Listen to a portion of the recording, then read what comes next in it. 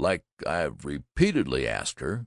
She's gone and gotten some confound stinkum stuff that makes you sick." The bath mat was wrinkled and the floor mat was wet. His daughter, Verona, eccentrically took baths in the morning, now and then.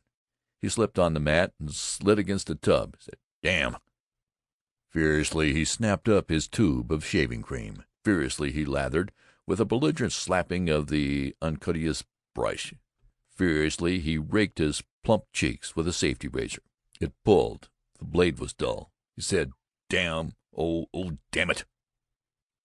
He hunted through the medicine cabinet for a packet of new razor blades, reflecting, as invariably, "Be cheaper to buy one of those dinguses and strop your own blades."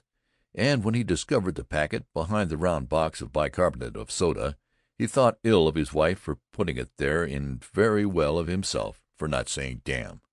But he did say it, immediately afterward, when with wet and soap-slippery fingers he tried to remove the horrible little envelope and crisp clinging oiled paper from the new blade.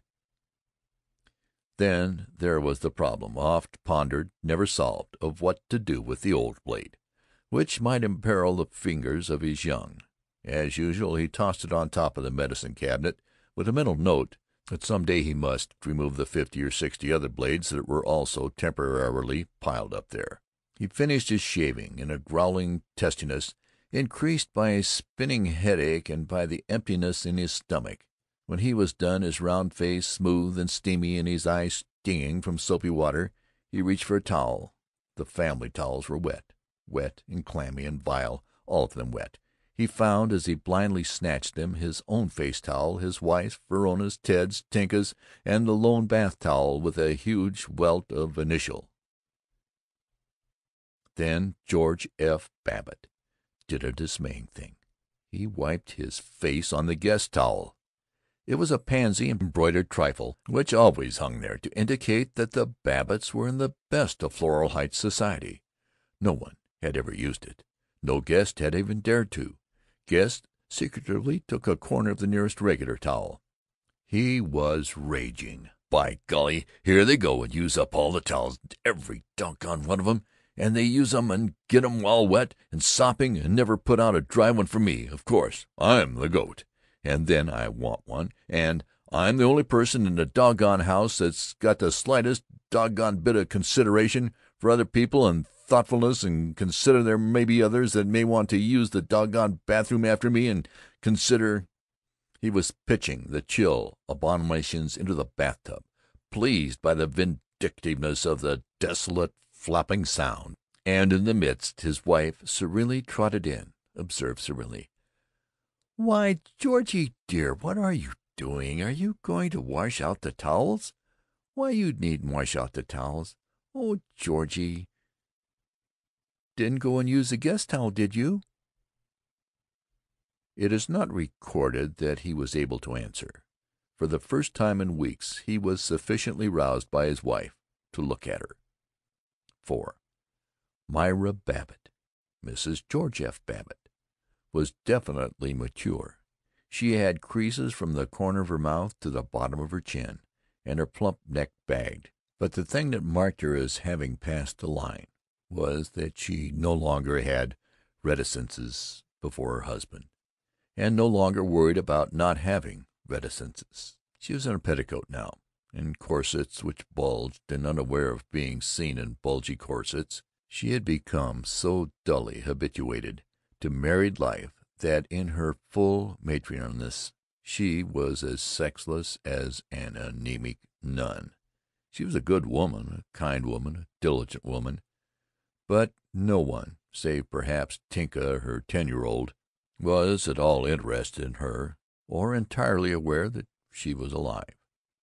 After a rather thorough discussion of all the domestic and social aspects of towels, she apologized to Babbitt for his having an alcoholic headache, and he recovered enough to endure the search for a BVD undershirt, which had, he pointed out malevolently, been concealed among his clean pajamas. He was fairly amiable in the conference on his brown suit. "What do you think, Maya?" He pawed at the clothes hunched on a chair in the bedroom, while she moved about mysteriously adjusting and patting her petticoat and to his jaundiced eye never seeming to get on with her dressing. "How about it? Shall I wear the brown suit another day?" "Well, it looks awfully nice on you." "I know, but gosh, it needs pressing." "That's so. Perhaps it does." "It certainly could stand being pressed, all right." "Yes, perhaps it wouldn't hurt it to be pressed." "But gee, the coat doesn't need pressing. No sense of having the whole darn suit pressed when the coat doesn't need it." "That's so." "But the pants certainly need it, all right. Look at them. Look at those wrinkles. The pants certainly do need pressing." "That's so. Oh, Georgie, why couldn't you wear the brown coat with the blue trousers? We were wondering what we'd do with them." "Good Lord, did you ever in all my life know me to wear the coat of one suit and the pants of another? What do you think I am, a busted bookkeeper?" "Well, why don't you put on the dark gray suit to-day and stop in at the tailor and leave the brown trousers?" "Well, you certainly need. Now where the devil is that gray suit? Oh, yes, here we are." He was able to get through the other crisis of dressing with comparative resoluteness and calm. His first adornment was the sleeveless dimity B.V.D. undershirt, in which he resembled a small boy humorously wearing a cheesecloth tabard at a civic pageant. He never put on B.V.D.'s without thanking the god of progress that he didn't wear tight, long, old-fashioned undergarments like his father-in-law and partner, Henry Thompson. His second embellishment was combing and slicking back his hair. It gave him a tremendous forehead, arching up 2 inches beyond the former hairline. But most wonder-working of all was the donning of his spectacles. There is character in spectacles, the pretentious tortoise-shell, the meek pince-nez of the school-teacher, the twisted silver-framed glasses of the old villager.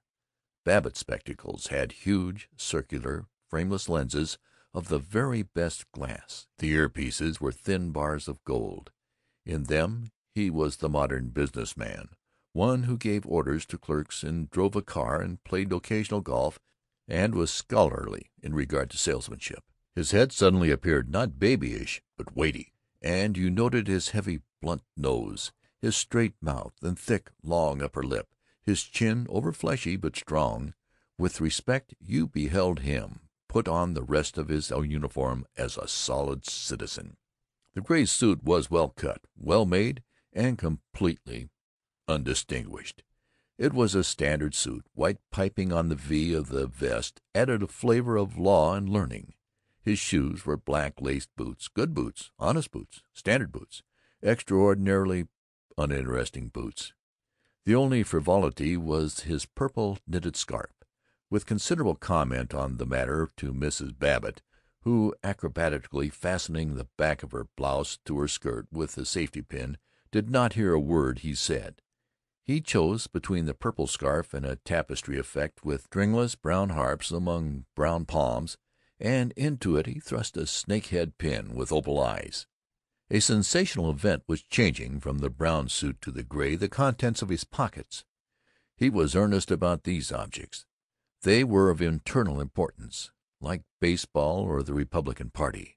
They included a fountain pen and a silver pencil, always lacking a supply of new leads, which belonged in the right-hand upper vest pocket.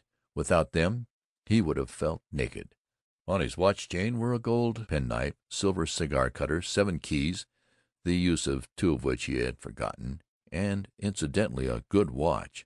Depending from the chain was a large yellowish elk's tooth, proclamation of his membership in the Benevolent and Protective Order of Elks. Most significant of all was his loose-leaf pocket notebook, that modern and efficient notebook which contained the addresses of people whom he had forgotten, prudent memorabilia of postal money orders which had reached their destinations months ago, stamps which had lost their mucilage, clippings of verses by T. Chamberlain Frink, and of newspaper editorials from which Babbitt got his opinions and his polysyllables, notes to be sure and do things which he did not intend to do, and one curious inscription, DSSDMYPDF.